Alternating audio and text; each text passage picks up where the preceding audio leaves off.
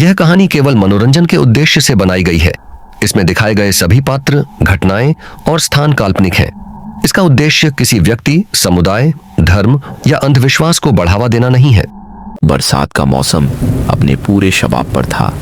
सुबह से लगातार बारिश हो रही थी। आसमान काले बादलों से ढका हुआ था।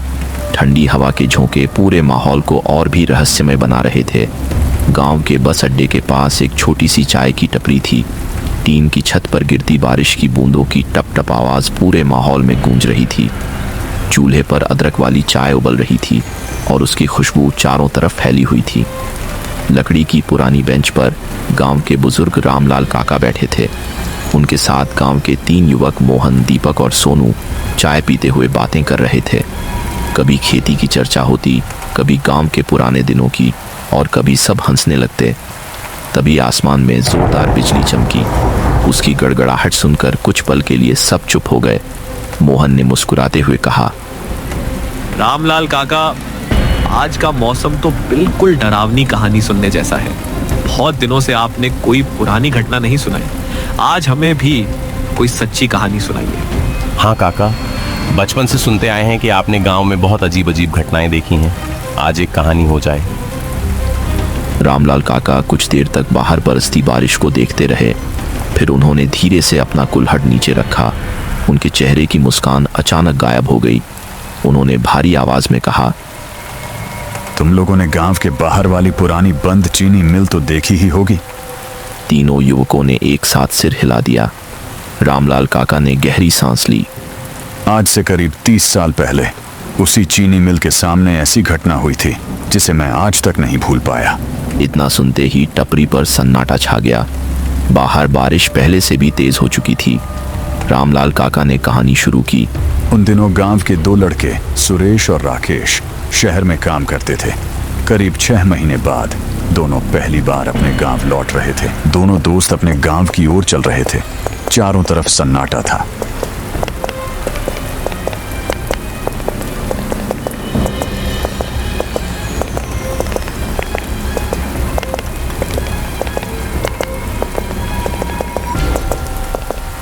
करीब 10 मिनट चलने के बाद उनके सामने गांव की वही पुरानी बंद चीनी मिल दिखाई देने लगी, जिसके बारे में गांव के लोग कहते थे कि सूरज ढलने के बाद उसके सामने कभी नहीं रुकना चाहिए। बारिश लगातार हो रही थी। सुरेश और राकेश धीरे धीरे बंद पड़ी चीनी मिल के सामने से गुजरने लगे। मिल की ऊंची और टूटी हुई दीवारों पर काई जम चुकी थी। लोहे का पुराना जंग लगा हुआ गेट आधा खुला था। हवा चलती तो गेट अपने आप हल्का हल्का हिलने लगता। राकेश ने मिल की तरफ देखा और मुस्कुराते हुए बोला, लोग भी ना पता नहीं क्यों इस जगह से इतना डरते हैं। मुझे तो यहाँ कुछ भी अजीब नहीं लग रहा। मेरे पिताजी हमेशा कहते थे कि रात होने के बाद इस रास्ते पर ज्यादा देर नहीं रुकना चाहिए। जल्दी चलो। दोनों तेज कदमों से आगे बढ़ने लगे। तभी पीछे से किसी के पैदल चलने की आवाज सुनाई दी। दोनों एक साथ रुक गए। सुरेश ने तुरंत पीछे मुड़कर देखा, लेकिन वहां कोई नहीं था, सिर्फ बारिश की बूंदें और सुनसान सड़क। राकेश हंसते हुए बोला, शायद तेरा वहम है। दोनों फिर आगे बढ़ने लगे। कुछ कदम चलते ही वही आवाज फिर सुनाई दी। इस बार आवाज पहले से ज्यादा साफ थी। ऐसा लग रहा था जैसे कोई बिल्कुल उनके पीछे पीछे चल रहा हो। दोनों ने फिर पीछे देखा, लेकिन इस बार भी वहां कोई नहीं था। सुरेश के माथे पर पसीना आ गया, जबकि मौसम बहुत ठंडा था। उसने घबराकर कहा, राकेश, मुझे कुछ ठीक नहीं लग रहा। बस थोड़ा और चल, गांव अब ज्यादा दूर नहीं है। दोनों तेजी से आगे बढ़ने लगे। तभी अचानक तेज हवा चली। सड़क के किनारे खड़ा एक सूखा पेड़ जोर जोर से हिलने लगा। उसी समय दोनों को साफ महसूस हुआ कि जैसे किसी ने उनके बिल्कुल पीछे आकर गहरी सांस ली हो। दोनों डर कर पलटे, लेकिन वहां फिर कोई नहीं था। अब राकेश का चेहरा भी उतर चुका था।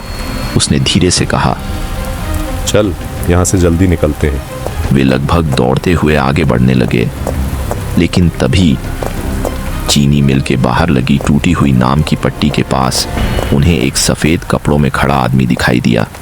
वह बिल्कुल चुपचाप उनकी तरफ देख रहा था। बारिश उसके ऊपर गिर रही थी, लेकिन वह जरा भी नहीं हिल रहा था। दोनों वहीं रुक गए। सुरेश ने हिम्मत करके आवाज लगाई। कौन हो तुम? कोई जवाब नहीं आया। अचानक बिजली चमकी। सिर्फ एक पल के लिए पूरी सड़क रोशनी से भर गई और जैसे ही अंधेरा हुआ वह आदमी वहां से गायब हो चुका था। राकेश के हाथ पैर कांपने लगे। दोनों बिना पीछे देखे गांव की तरफ पूरी ताकत से दौड़ पड़े।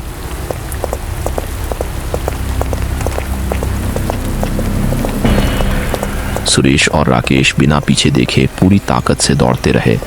बारिश अब पहले से भी तेज हो चुकी थी। उनके पैरों के नीचे कीचड़ था, इसलिए कई बार उनका संतुलन बिगड़ते बिगड़ते बचा। कुछ दूर भागने के बाद दोनों ने राहत की सांस ली। राकेश ने पीछे मुड़कर देखा। सड़क बिल्कुल खाली थी। न कोई आदमी, न कोई साया, सिर्फ लगातार बरसती बारिश। राकेश ने लंबी सांस लेते हुए कहा, लगता है हम बेकार में डर गए थे। सुरेश कुछ बोलने ही वाला था कि तभी उसे फिर वही एहसास हुआ जैसे कोई उनकी तरफ देख रहा हो। उसने धीरे धीरे नजर घुमाई। चीनी मिल की टूटी हुई दीवार के पास वही सफेद कपड़ों वाला आदमी फिर खड़ा था। इस बार वह पहले से भी ज्यादा पास दिखाई दे रहा था। सुरेश के मुंह से घबरा कर निकला, राकेश, उधर देख। राकेश ने जैसे ही उस तरफ देखा उसके हाथ से बैग नीचे गिर गया। दोनों की धड़कनें तेज हो गईं। वे समझ नहीं पा रहे थे कि जो आदमी कुछ देर पहले गायब हो गया था वह इतनी जल्दी यहाँ कैसे पहुंच गया। तभी वह सफेद कपड़ों वाला आदमी धीरे धीरे उनकी ओर बढ़ने लगा। उसके कदमों की कोई आवाज नहीं आ रही थी। बारिश उसके शरीर पर गिर रही थी, लेकिन उसके कपड़े बिल्कुल सूखे दिखाई दे रहे थे। सुरेश ने कांपती आवाज में कहा, राकेश, यहाँ से भाग।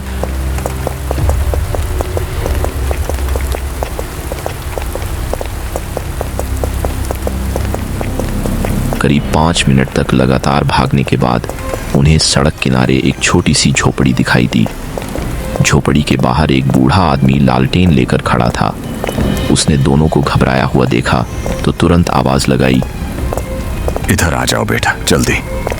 दोनों बिना कुछ सोचे झोपड़ी के अंदर चले गए। बूढ़े ने दरवाजा बंद कर दिया। उसने दोनों को पानी दिया। कुछ देर बाद जब दोनों की सांस सामान्य हुई तो बूढ़े ने पूछा, तुम लोग उस बंद चीनी मिल वाले रास्ते से आ रहे हो, है ना? दोनों ने हैरानी से उसकी तरफ देखा। सुरेश बोला, आपको कैसे पता? बूढ़ा कुछ पल चुप रहा, फिर धीरे से बोला, क्योंकि जो भी उस रास्ते से रात में आता है उसके चेहरे पर यही डर होता है। वह सफेद कपड़ों वाला आदमी कौन है? अगर सच जानना चाहते हो तो पहले यह वादा करो कि आज के बाद सूरज ढलने के बाद उस चीनी मिल के सामने कभी नहीं जाओगे। इतना कहते ही झोपड़ी के बाहर किसी के धीरे धीरे चलने की आवाज सुनाई देने लगी। बूढ़े का चेहरा एकदम गंभीर हो गया और फुसफुसाते हुए बोला, वह यहाँ तक आ गया।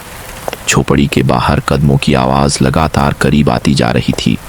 सुरेश और राकेश की धड़कनें तेज हो गईं। बूढ़े ने तुरंत इशारे से दोनों को चुप रहने के लिए कहा। तीनों बिना आवाज किए खड़े रहे। कुछ ही पल बाद झोपड़ी के दरवाजे के सामने आहट रुक गई। बाहर कोई खड़ा था, लेकिन न दरवाजा खटखटाया न कोई आवाज आई, सिर्फ गहरा सन्नाटा। राकेश ने धीरे से खिड़की की तरफ देखने की कोशिश की, तभी बूढ़े ने उसका हाथ पकड़ लिया। खिड़की से बाहर मत देखना, बिल्कुल मत देखना। राकेश वहीं रुक गया। करीब 2 मिनट तक कोई आवाज नहीं आई। फिर अचानक बाहर से किसी के धीरे धीरे दूर जाने की आहट सुनाई देने लगी। जब आवाज पूरी तरह गायब हो गई तब जाकर बूढ़े ने राहत की सांस ली। सुरेश ने हिम्मत करके पूछा, बाबा, वह था कौन? बूढ़ा कुछ देर चुप रहा, फिर बोला, आज से करीब 40 साल पहले इस चीनी मिल में एक चौकीदार काम करता था। हर रात वह अकेला पूरी मिल की रखवाली करता था। एक बरसाती रात वह अचानक लापता हो गया। बहुत खोजबीन हुई, लेकिन उसका कोई पता नहीं चला। उसके बाद से लोगों ने कई बार रात में सफेद कपड़ों में एक आदमी को मिल के आसपास घूमते देखा। जो भी उसके पीछे गया वह डर के मारे बीमार पड़ गया। इसीलिए गांव वालों ने सूरज ढलने के बाद इस रास्ते पर चलना ही छोड़ दिया। सुरेश और राकेश चुपचाप उसकी बात सुनते रहे। बाहर बारिश अब भी लगातार हो रही थी। बूढ़े ने कहा, अभी रात यहीं गुजारो, सुबह होने पर चले जाना। दोनों ने हामी भर दी। रात धीरे धीरे बीतने लगी, लेकिन आधी रात के करीब झोपड़ी की छत पर किसी के चलने की आवाज़ आने लगी। तीनों ने एक दूसरे की तरफ देखा। इस बार बूढ़े के चेहरे पर भी डर साफ दिखाई दे रहा था। उसने कांपती आवाज़ में कहा, आज तक यह कभी मेरी झोपड़ी की छत पर नहीं आया था। उसी समय झोपड़ी के बाहर रखी लालटेन अपने आप बुझ गई। पूरा कमरा घने अंधेरे में डूब गया और अंधेरे के बीच दरवाजे पर किसी ने पहली बार धीरे से दस्तक दी। उसने हिम्मत करके पूछा, कौन है? लेकिन बाहर से कोई आवाज़ नहीं आई। कुछ पल बाद दस्तक भी बंद हो गई। उसने धीरे से दरवाज़ा खोला। बाहर कोई नहीं था, सिर्फ गीली मिट्टी पर बने कुछ अजीब निशान थे जो कुछ ही सेकंड में अपने आप मिट गए। उस रात के बाद फिर कभी उसकी झोपड़ी के दरवाजे पर कोई दस्तक नहीं हुई।